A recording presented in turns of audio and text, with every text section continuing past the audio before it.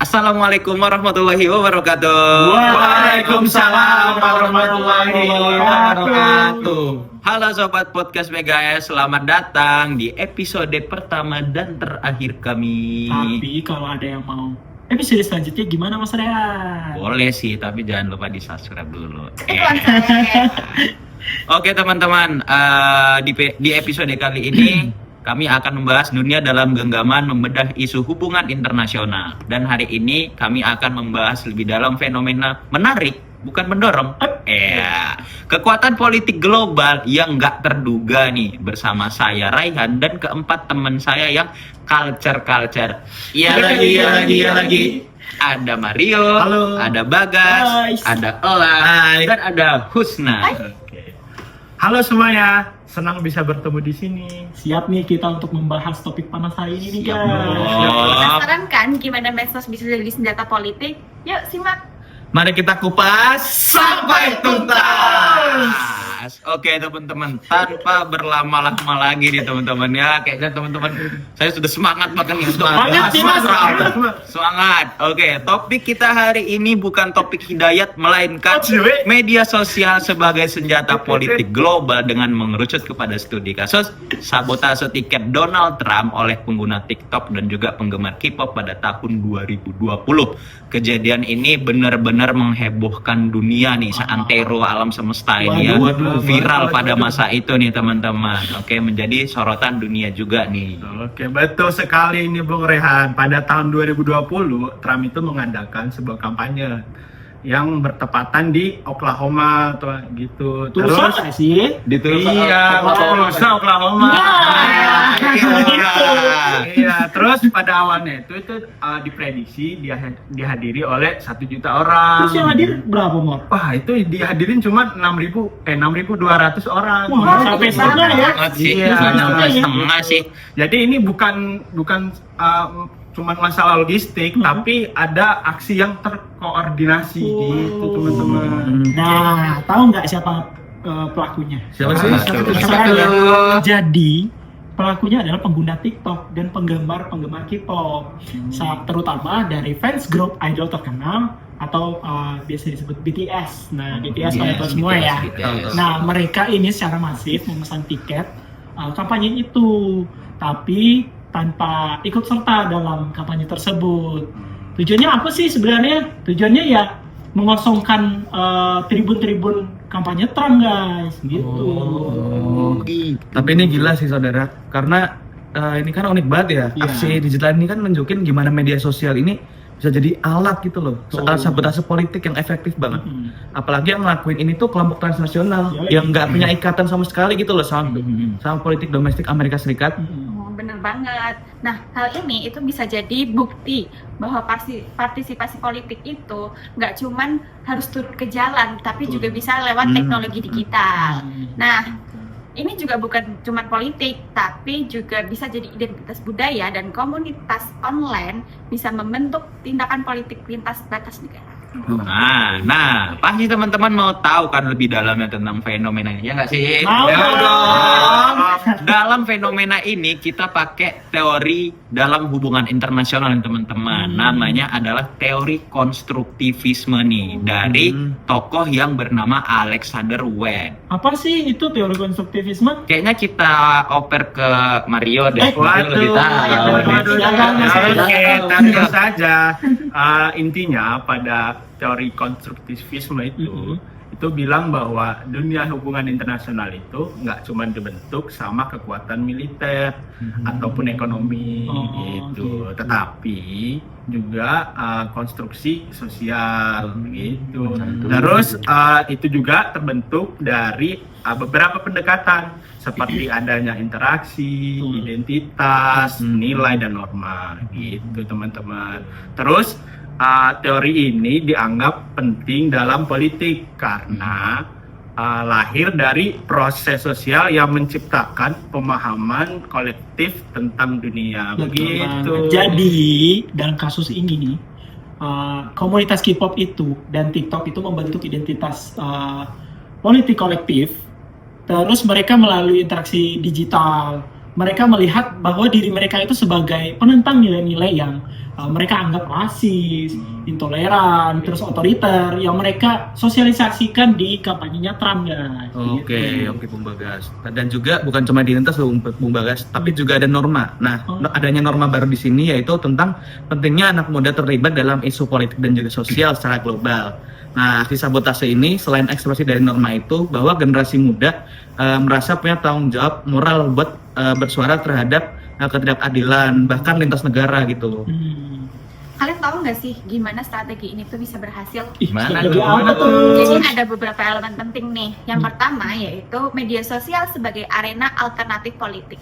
Jadi TikTok itu sebagai platform visual yang algoritmanya bikin konten itu cepet banget naiknya. Kan gampang kan, misalkan viral dikit langsung naik, viral dikit langsung naik gitu. Jadi mereka itu bisa menyamarkan pesan politik dalam bentuk hiburan-hiburan dan jadi nggak gampang terdeteksi gitu sama pengawasan konvensional. Oh, berarti juga komunitas K-pop itu sendiri menjadi subjek politik baru yang dimana kita tahu BTS itu hanya buat konser yang gede, betul, gitu kan. betul. Bahkan pernah datang ke Indonesia gitu. Tapi nggak hanya itu ya teman-teman, mereka juga punya basis penggemar global, loyalitas yang intens dan juga kemampuan untuk menggunakan media sosial yang sangat luar biasa. Mereka punya yang namanya ekosistem digital mereka yang cukup kompleks gitu, lengkap semuanya, sama dengan forum dan juga fanbase buat mengkoordinasi penggemar-penggemar K-pop itu sendiri. Oke, menarik sekali ini. Menarik Rehan. ya, nggak Iya. mendorong ya? Iya, Oh, menarik. Menarik, Mas Terus Rehan. strategi mereka yaitu dipakai itu sebagai humor di TikTok, bahwa Gitu ya. pemesanan tiket kursi Trump itu hanya sebatas lelucon saja gitu teman-teman. Jadi bisa dibilang ini bisa disebut dengan weaponize ironi, itu menggunakan ironi dan budaya populer sebagai alat politik. Soalnya pemesanan ini mengganggu sih untuk kampanyenya Trump. Gitu. Sangat mengganggu sih kalau kata aku. Iya. Benar banget sih, Bung Mario gitu kan. Bahkan kalian tahu nggak sih ada video ajakan viral dari seorang pengguna TikTok. Kalau tidak salah itu namanya Mary Jo, tahu nggak ya? Mary Jolok. Nah ya Mary Jolok. Nah itu tahu nggak usianya berapa? Itu udah 51 tahun. Udah nenek-nenek Pak. Ya cucu kayaknya ya. Ya, cucu. Nah, itu dia itu ngajak pengikutnya, followersnya itu untuk memesan tiket Trump, tapi tanpa ada niat ikut, guys. Jadi tujuannya itu membuat kampanyenya Trump itu menjadi kosong melompong, dan aksi ini didukung luas, jadi bentuk perlawanan digital yang efektif begitu. Oke, jadi ini juga menunjukkan bahwa aksi lokal bisa punya dampak global gitu ya guys. Meskipun kampanyenya fokus di Amerika Serikat, para pelakunya datang dari berbagai negara dan latar belakang budaya yang berbeda juga. Batas geografis nggak lagi jadi halangan buat partisipasi politik. Iya, pastinya banyak fanbase kan ya. Iya, betul. Tahu nggak dampaknya itu bisa besar banget loh. Apa Yang tuh? pertama, Apa tuh? dia itu menunjukkan bahwa sekarang tuh aktivisme, misalkan kita mau sesuatu tentang politik itu nggak harus turun ke jalan, tapi juga bisa lewat serangan digital yang simbolik. Nah, gampang. benar. Terus yang kedua ada dekonstruksi kekuasaan tradisional. Nah, aksi ini mengganggu narasi kekuasaan dengan cara yang susah dilawan secara konvensional gitu. Nah, yang paling penting nih teman-teman yang Apa perlu tuh? tahu nih, peran budaya populer dalam politik nih. Budaya pop nggak hanya cuman hiburan semata teman-teman, tapi bisa jadi sarana untuk memobilisasi massa dan juga pembentukan nilai yang kolektif. Nah, hal ini tuh menunjukkan bahwasannya identitas politik komunitas ini itu dibentuk oleh praktik sosial, norma bersama dan juga adanya narasi kolektif di ruang-ruang digital. Oke, betul banget. Jadi pada akhirnya kejadian ini menindai era baru dalam global gitu. Jadi budaya yang populer sebagai fanbase gitu malah Iya, betul. menjadi alat politik. Nah, Gitu. Jadi bisa saja komunitas-komunitas itu menjadi ancaman terhadap suatu Iya. negara. Ancaman banget ya. Ancaman. Ancaman Iya. banget ya. Ancaman ya. Jadi mungkin kita langsung ke kesimpulan ya. Ya, boleh. Jadi mungkin dari saya ya, kesimpulannya itu sabotase di kampanye Trump ini adalah bukti nyata bagaimana media sosial itu dapat mempengaruhi sistem politik global gitu guys. Dan jadi senjata politik global lah gitu. Dan mampu menyatukan individu dari berbagai negara tuh seperti Bung Mario tadi ngomong fanbase begitu.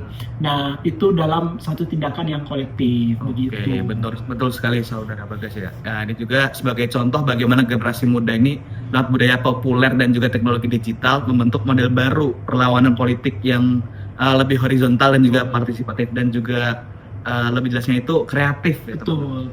Dan ini menekankan pentingnya kita melihat media sosial itu nggak cuman tentang teknologi komunikasi, tapi juga sebagai medan konstruksi sosial dan politik yang aktif punya potensi transformatif gitu. Aduh, kayaknya udah 6 banget pembahasan kita ya. Asik. Oh, asik. Asik banget gitu. Pembahasannya sangat-sangat insightful untuk hari ini teman-teman. Bersama teman-teman yang sangat-sangat culture gitu ya. Iya lagi. Oke, teman-teman. Oke, teman-teman yang nonton bisa menangkap ya, walaupun bukan kiper tapi bisa menangkap bisa menangkap apa yang kami bahas gitu ya, apa yang kami bahas di podcast ini. Semoga bisa bermanfaat untuk teman-teman semua yang menonton gitu ya. Mungkin ada kata-kata hari ini nggak sih? Kata-katanya dong Mas Ryan, Kata-kata hari ini teman-teman ya, ada napi keluar lapas. Cakep. Pembahasan hari ini kita Kupas sampai tuntas. Assalamualaikum Assalamualaikum warahmatullahi wabarakatuh.